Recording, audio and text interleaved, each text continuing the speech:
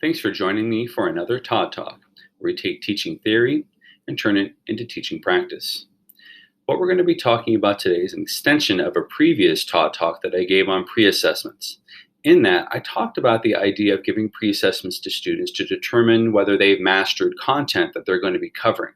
So, for example, if you were going to be covering certain material and you give students a pre-assessment and a student gets a perfect score on the pre-assessment, they've already shown that they know what you're going to be teaching them, then what is the point of teaching them that material again? It's going to be repetitive for them. It's going to be boring. They're going to disengage. And they're not, most importantly, they're not going to be learning. And the point is that students are supposed to be learning. And so the question then becomes, what do you do once you give this pre-assessment, they've shown mastery, and they don't need to go through the material? You don't just want to give them extra work. You don't want to, and you don't want to make a ton of work for yourself. So a good solution to that is an independent project. What an independent project is you ask the student what is something they've always wanted to learn about. It can be related to the subject area you're teaching. So in other words, if they tested out of a math unit that you were going to do, is there something else about that they'd like to do or to go deeper, or something that they'd like to create using that? It could be in a social studies class. They have tested out of the Romans. Could they do a Roman project? So it can be subject related, and then just going a little bit deeper and learning about something specifically that interests them. It could be a general. So when I was teaching science, what would happen is students, if they did their independent, or they did their pre-assessment and they tested out, I would tell them, you can do anything you want as long as it has something to do with science. And so I'd have students that would do independent projects on the physics of roller coasters, how the launch angle on a baseball makes it go further, or different distances, and other such projects like that. So you can decide how you do that. You can even have it not related to your subject area, just something that they're passionate about learning about. So the way that you set up your independent project is that you do want to have structure, but you also don't want to micromanage students, because they've proven they know this material, and you're also, in addition to teaching them this content, you're teaching them independence, and you're teaching them how to learn. I've done those with third graders all the way up to seniors in high school, so it can be done with any grade level. So the structure that I like to provide, what I'm going to be talking about today, is providing them with a project contract for them to fill out. And on this, they put out there, and what you can see this link below. This is a link to blank templates for all of these documents that I'm going to be talking about, so that you can access them and use them with your students and alter them if you see fit. So a project contract is first, and on this, they indicate what they're going to be learning. They do need to have goals. What are their learning objectives? What are they supposed to be doing? The second tool that I use is a calendar. A calendar is a really good graphic organizer to help them see the big picture. So in other words, if they pre-assess and you say to them, look, I'm doing this is a 3-week unit with the other students. You have 3 weeks to complete this project. Then they're going to have to manage their time. And one way that they can do that is by using the calendar. And then lastly is, how are you going to assess them, or how are you going to assess success for this student? And the best way to do that is to have them create their own rubric, and where they set the expectations for what the project should be and what it looks like if it's excellent. Now, when I did independent projects with students, I didn't grade them as part of the grade book. And I told them that. I would say, look, I put in an A for your pre-assessment that you took. And so this is not for a grade, but I am going to provide you with feedback. It is important when they do this, they don't just do it and then nothing happens with it.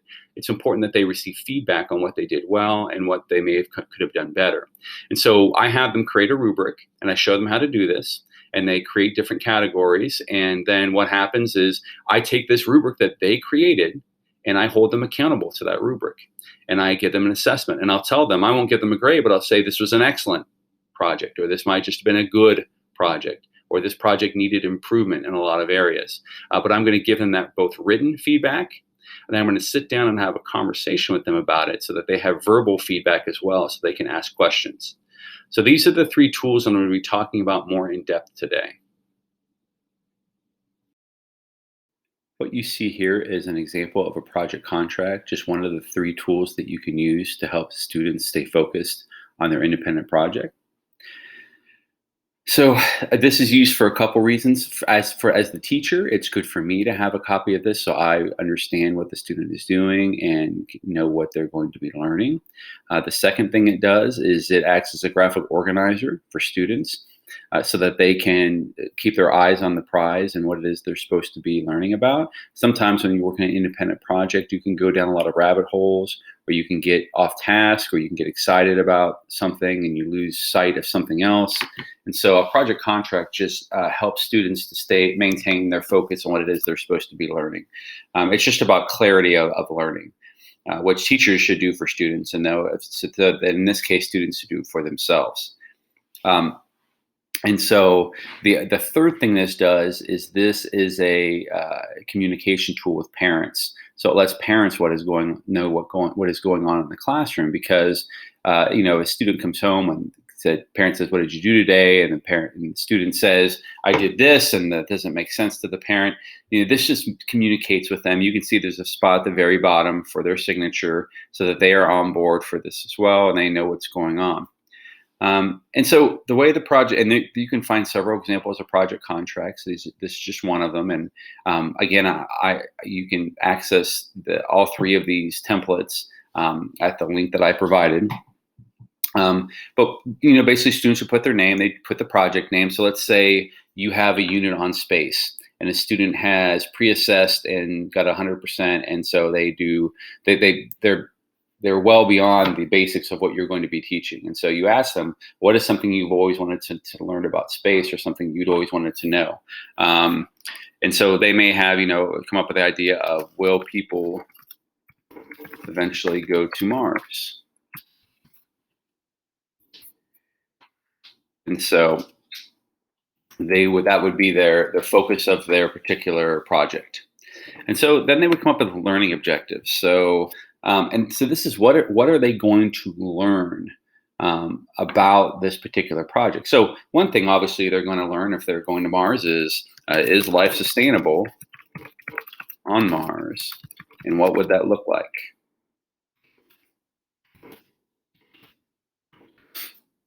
So obviously, I'm a teacher, and so coming up with these learning objectives are not as difficult. But basically, these are just the essential questions that a student is wondering, that they are asking. So you'll have to guide them, but students are pretty good at coming up with these on their own as well, because it's just the thoughts and the questions that they have in their own minds, just articulated on this project contract. One thing that they would want to, not only is life sustainable on Mars and what that would look like, they want to see what's already been done. So what progress has been made toward living on Mars? So they could look at Elon Musk's work. They could, there's a lot of people who are doing things already. So the student doesn't need to reinvent the wheel. They just need to find out what is going on and kind of tap into that and learn from that. And so they would want to do that. And a third thing that they would want to know, a learning objective, is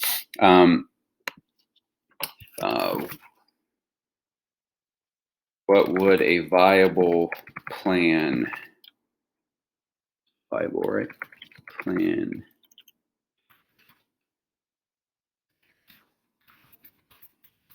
So what they would do is the student would then, from the information that they've gathered, they would try to say, this is the plan of what this would look like if we were going to live on Mars. So these are the learning objectives, and these are the focal points for the project for the student. And you can see there's lots of things with space in there. They have to learn a lot about Mars in order to do that. So when it comes to skills, they're going to have to do research. They probably already know this, but they're going to learn how to do research. Is a skill they'll be using. They may do an interview. So they may interview someone who's, like, if there's an astronomy professor from a local university, or it doesn't have to be local. In today's day and age with Skype and Zoom and all that, they could talk to someone from across the world, but maybe they are able to track down an expert on this and able to have a conversation with them. So that could be another skill. And then depending upon what their actual product of the project is going to be. So let's say, for the sake of argument for this one, their eventual product is that they're going to make a pitch to a group of investors as to what they're going to do, what this how they're going to travel to Mars, what that's going to look like, how much it's going to cost, and things like that. So they're going to have to learn public speaking as another skill learned. So, and there are other skills that, and as the student is going through, they may discover something else that they're learning, and they just may add that to the contract. But this is our initial thoughts on the contract. So, the overall goal of this project. So, this is a personal goal of what the student wants to do. So, what is it that they want to learn about? So, in this case, the student obviously is interested in space travel, and so they may say the overall goal is to determine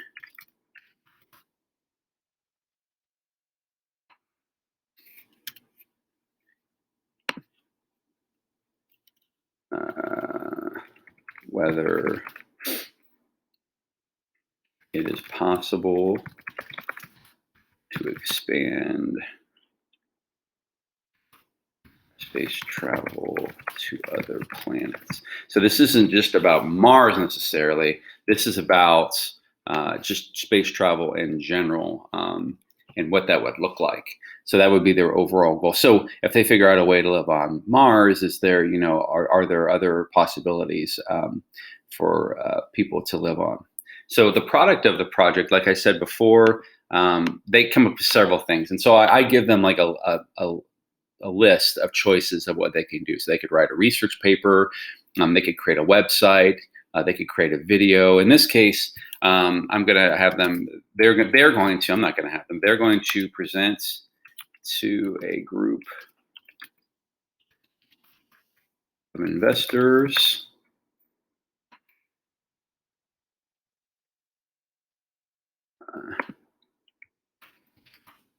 their plan for going to Mars.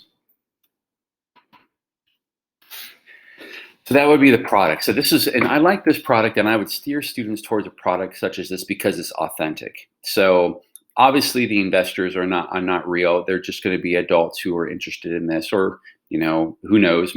In some cases, maybe they could be a venture capitalist and you're creating, some kind of program that they would be interested in. But for the most part, you're setting up this authentic audience of adults, and this person will role play as though they are investors, and they'll have to make their pitch. So this makes it really authentic. This makes it real world. This is something that students might have to do when they become adults and are in the working world. And so I like this product. And so I would steer kids towards this. If a kid said, if this is a high school kid and they say, I want to make a poster, I probably would steer them away from that. But at the same time, if they can make a decent argument for why doing a poster would be, a viable option, then I would certainly listen to that. But students in this contract are not only kind of laying out the project for themselves, but they're laying it out for me, the teacher, as well, so that I can make sure that what it is they're doing is a good use of their class time. This last one is the categories for the rubric evaluation, and I'll get to that when I talk about the rubric. But basically, the rubric will be broken down into parts, and so these are just the different parts that they're going to be evaluated on. When I do independent projects, I very rarely actually grade them for a grade in the grade book. I just give the student the mastery of the content standards that they covered through their pre-assessment. And then this just acts as, I just provide feedback. I provide both verbal and written feedback so students can learn from this experience and not really focus on the grade necessarily, because the grade doesn't matter. Although one thing I've found with these independent projects is that when there's no grade attached, students will work harder because it's something that they're really interested in or passionate about, or that they can sink their teeth into. And so the grade does not need to be a carrot dangled over them for them to do good work.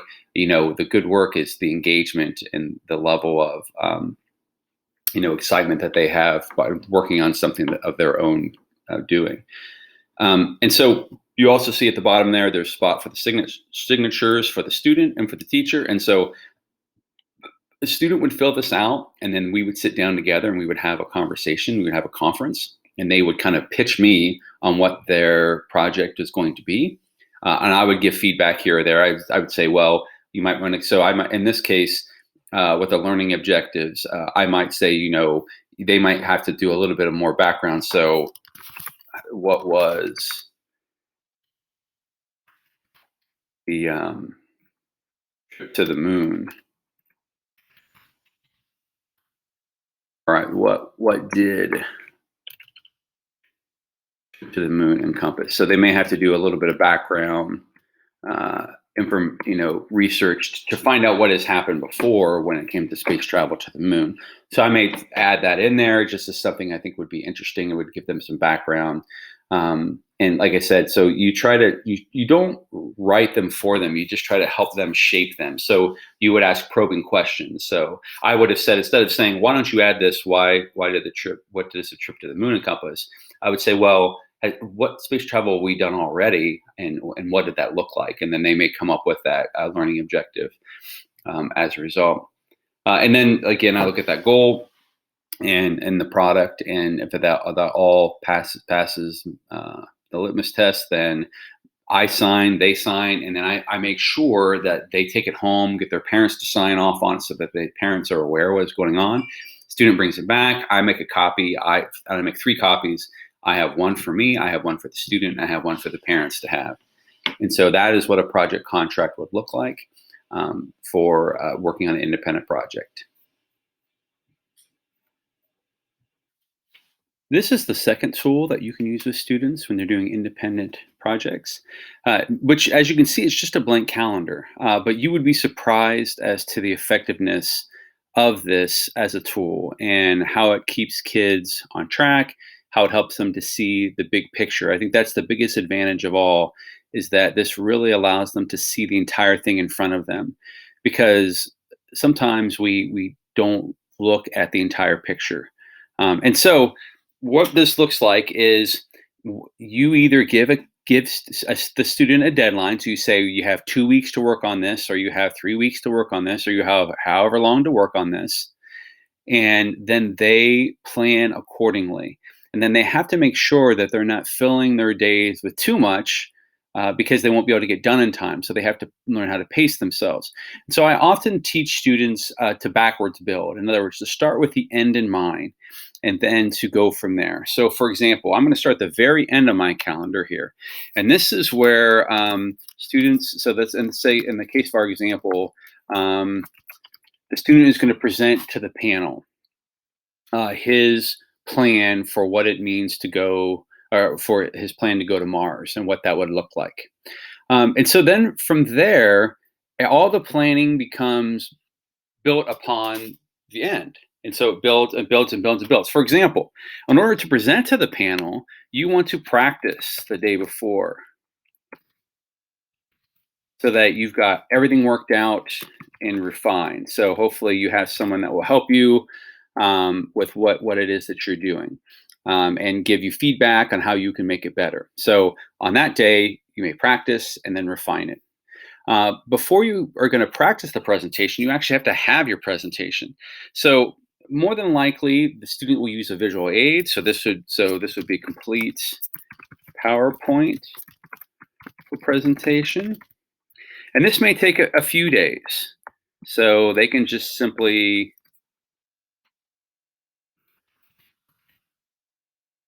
work on this for 3 days, possibly. So, and keep in mind, I always tell students that this calendar is not written in stone necessarily.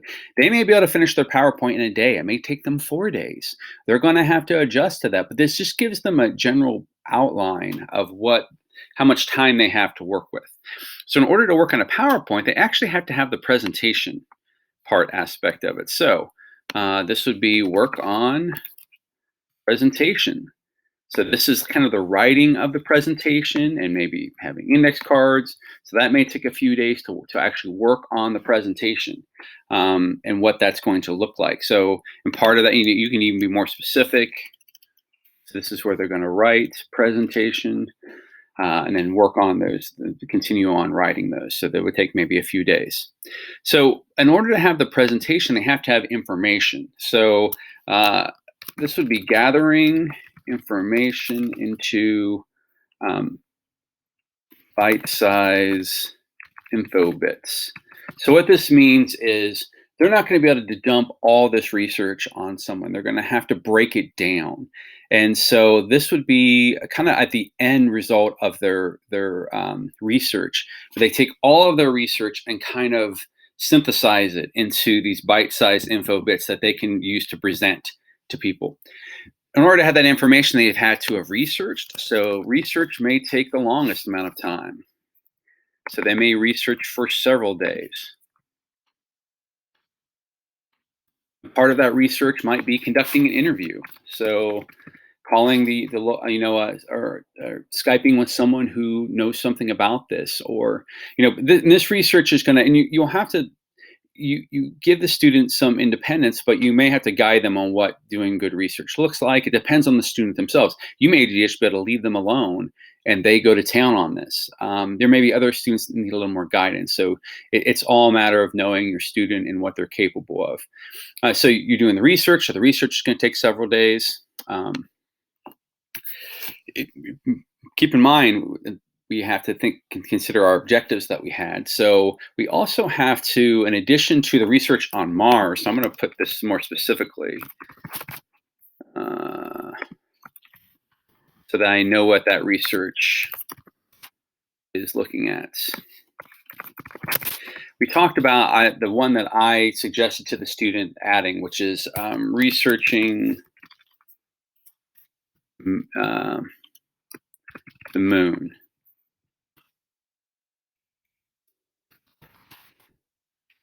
So researching travel, and that may only take a couple days just to get like a general idea, read some articles, what that looks like. And so so as we're building this backwards, we presented the panel, we had to practice our presentation, we had to create a PowerPoint, we had to actually make the presentation, we had to have information to put into the presentation, we had to have research that this information comes from, both from Mars and from the moon. And then then you figure out what is there anything else that you need to do. So this might be just a general search for resources. So students are going to be kind of pinpointing what their resources are going to be that they're going to be using. So that may take a few days. And then here is starting project. So you can see how we backwards built into this. And now we're going to go forward and take a look at it. So we're going to start our project on going to Mars. So this is going to be an idea of, and this is going to actually look like working on contract,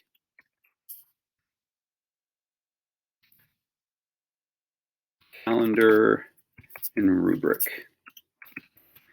That's what that looks like. So that's just the student sitting down and figuring out what it is they're going to be doing, or what you have worked out together. Then once they have their learning objectives and their skills, they're going to start their general search for resources. Then they're going to research specifically on how we traveled to the moon and what we did to do that. Then they're going to take a look at the recent research on Mars.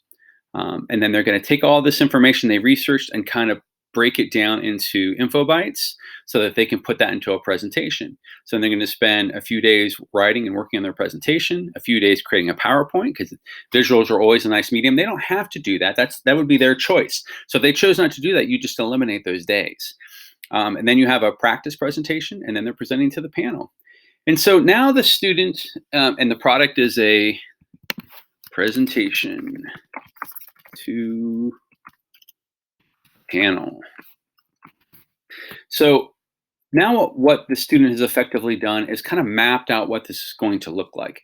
Again, they may get into this and find that they need more days for some things and less days for others. But what this does is kind of gives them a guideline. So they know if they get to the fifth day and they're still looking at general resources, then do they need to spend more time on that, or do they have enough? Do they have to evaluate what they have? When they're doing their research on Mars, their interview, they have to be at the whim of the person that can do the interview. So it may happen on a day other than what they had planned, and that's perfectly okay. So this is a malleable calendar. You can move it around. But it's a really good way to keep students on track. It's a really good way to make sure that they are following a timeline of what they need to be doing to be successful in this product. And and it allows them the independence that you're giving them, because by doing this you kind of get an idea what they're doing. You don't have to keep an eye on them as much as you would if this were a typical student in a typical classroom working on a typical assignment. In this case, you can turn students loose on this and just observe from afar. Are they doing their research? Are they working on their presentation or whatever? And you can follow along with that calendar so that you're not completely cut out of the loop, but at the same time, you're giving students the space in order to work independently and learn those skills from working independently. The third tool that I use with students when they're working on independent projects in order to keep them focused is a rubric.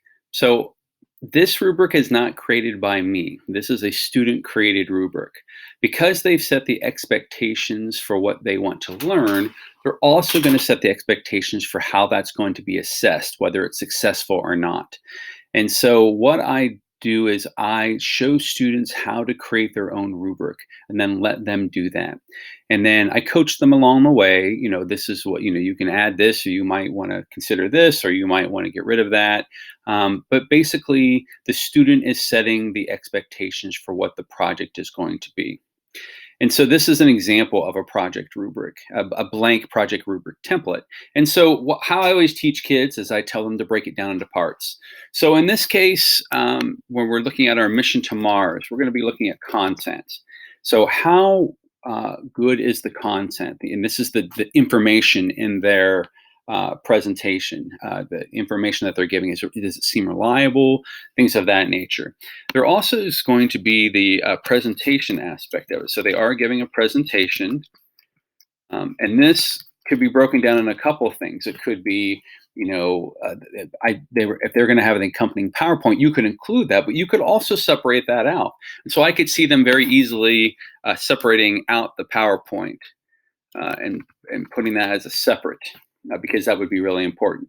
And so I've broken down this into, and keep in mind what you don't see in here is I'm not evaluating the days that they're doing the research, because that shows itself in the content. If they've done the research that they're supposed to do, that will appear when they're giving their presentation and when they're giving that information to the panel. And I've been observing all along how well they've been doing research and what that looks like, and coaching them from here and there. But for the most part, they are working on their own, and they understand that this information is being gathered so that they can put it into their presentation. So now that I have my 3 categories, I have to take a look holistically. Does that do all my learning objectives? So I think it does. When you look at the learning objectives that we came up with, you can certainly capture all of those in this. So now that you have your those categories, we also have to take a look at what these categories look like. I always tell kids to show me what it looks like. Don't tell me what it looks like. So don't say content is excellent, which I've seen some teachers have a rubric like that. What does excellent content look like? So in this case, content seems reliable and from multiple reputable sources. So if they're using NASA, if they're using the Smithsonian, if they're using the Discovery Channel, those are all really reputable ones.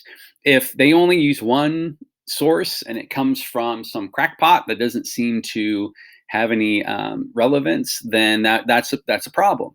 So in this case, the content seems reliable and from multiple reputable sources. And how they might show that, and it's conveyed in a resources slide. So they've actually said, okay, they have their information at the very end. They have this resource slide that tells where they got it from. So that would be showing me that. In addition, the content needs to be detailed. Plan. And this is the content of the plan. Plan is detailed. The specific examples and why you made those decisions. Now, keep in mind, I've written rubrics. I've written hundreds and thousands of rubrics, so this is easy for me. Students depending upon the student, it might be a little more challenging. So may have to provide some training. And what I have here is a link to a tutorial that I have for how to make your own rubrics, which you're more than welcome to use with students. It's a 10-minute tutorial, and it kind of walks them through what this looks like. Because I'm not going to write this entire rubric together. I just want to give you an idea what that looks like. So I've got my plan as detailed, as specific examples on why I made those decisions. So those might be what that looks like. A presentation in this regard, I may give them a time limit. So I may say, you can't take forever. I'm giving you 15 minutes. So in this case, presentation uses its 15 minutes well. What does that look like? It doesn't go over or under by much and conveys the information. So that's what that looks like. So I have to show, and I just can't say it's 15 minutes, because you could have 15 minutes of crap.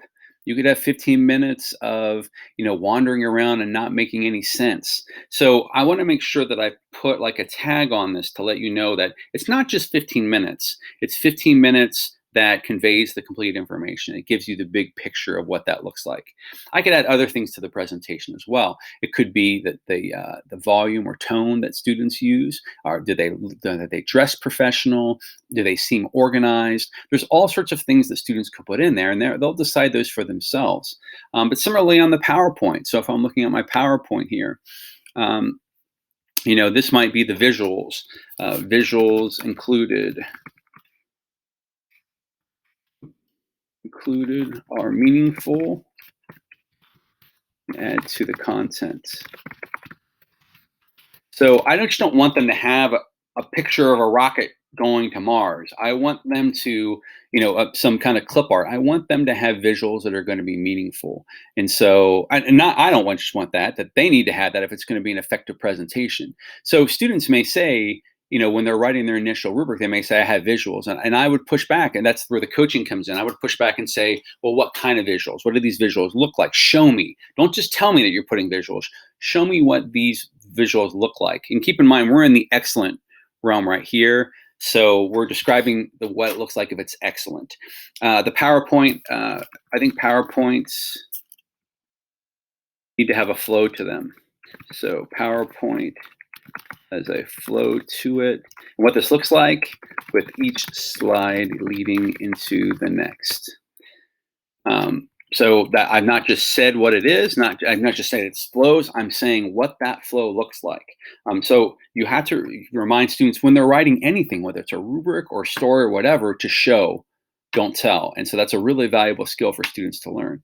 You may have another aspect where in addition to the flow of it, slides contain appropriate amount of text. So what I mean by that is there's a certain balance. You don't want to have, and I would actually put this in my presentation to help with this part, presented to the panel confidently, not read. So one of the big things I see students do when they're doing a presentation is they tend to read the slides, which is incredibly boring and not very engaging. So we have this, you see how this puts together the big picture. The slides contain an appropriate amount of text. What that means is also that when they're presenting to the panel, they're not reading all that text, they're presenting their bullet points. And so I would work with students, and we may look at exemplars for what really good presentations look like or what really good PowerPoints look like. But again, if the student feels confident to doing that on their own, then you just turn them loose to do that. But these are just nuanced ways that you can coach the student with certain things. So then you would create this at the good level, which is showing what it looks like, where it's good but not excellent. And I always use the word but in there in order to convey that. So in other words, if I take this very first one and I put content seems reliable and from multiple sources for most parts, but a couple seem sketchy. Let's talk like a student. And then I would still have the conveyed in a resources slide. So I use but. And this one, it may be, I'm using the word not um, to convey that. So content does not seem reliable or from multiple reputable sources